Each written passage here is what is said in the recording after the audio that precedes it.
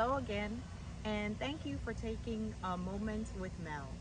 Today, we are going to talk about the power of words, and I am going to introduce you to my first book, 51 Revolutions to Me.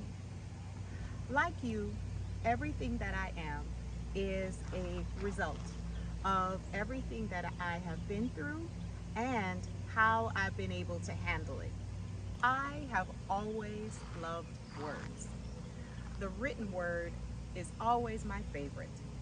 Even when I couldn't express myself verbally, I have always been able to write down my thoughts and my feelings in order to help me to process some of the things that have happened to me and that do happen to me. Writing down my thoughts and feelings has helped me to deal with some of the most difficult things in my life, have helped me to write down and be able to, in the future, reflect on some of my greatest joys, and also allowed me to write down my dreams for the future. The very first book of the Bible, Genesis, starts out very clearly telling us the power of words. It was God that, with his words, put everything into motion, created everything that we know in the world and even us by speaking the word. So words have an unspeakable amount of power.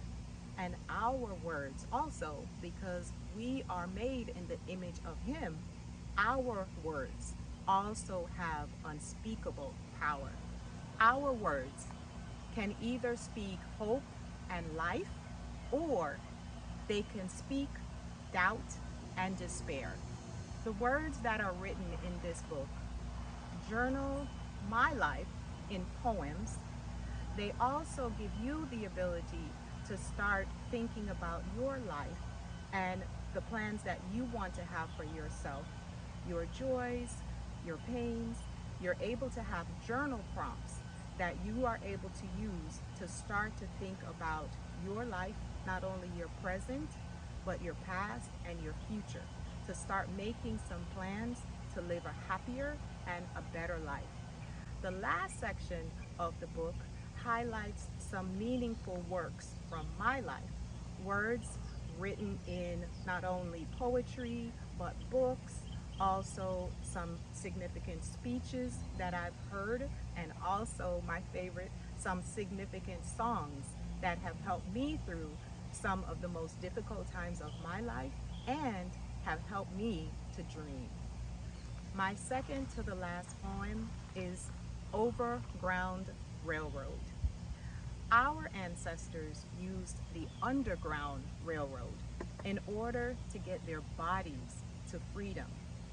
I propose that we create an overground railroad. The purpose of the overground railroad is to help those are in the struggle, those that are in the struggle, and then also for generations to come. What we will be able to do is start a movement of thought, create an overground railroad so that we can help that next generation. Well, actually, you know what? We can help ourselves because some of us also need to have a refreshment of thought. So we can help ourselves.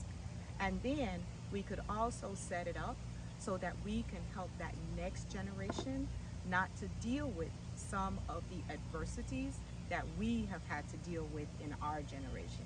Those of us that have come through on the other side have to find a way to help those that are still struggling, those that know that they're struggling but can't find their way, or those that don't even realize how much they are struggling. The last poem in this book is called Generation Free. And the purpose of that poem, what I was thinking about when I wrote it, was the dream that I have for that next generation.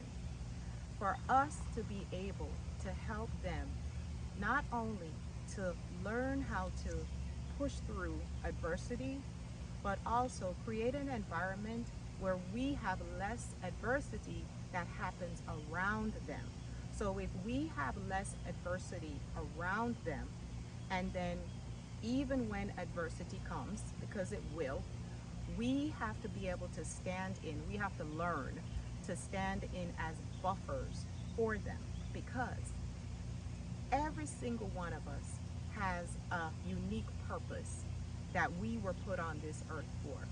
But this is the thing: if we are overcome by the adversities that come to us, we will never have the opportunity to grow into who God intended us to be on this earth. I hope you take this journey with me.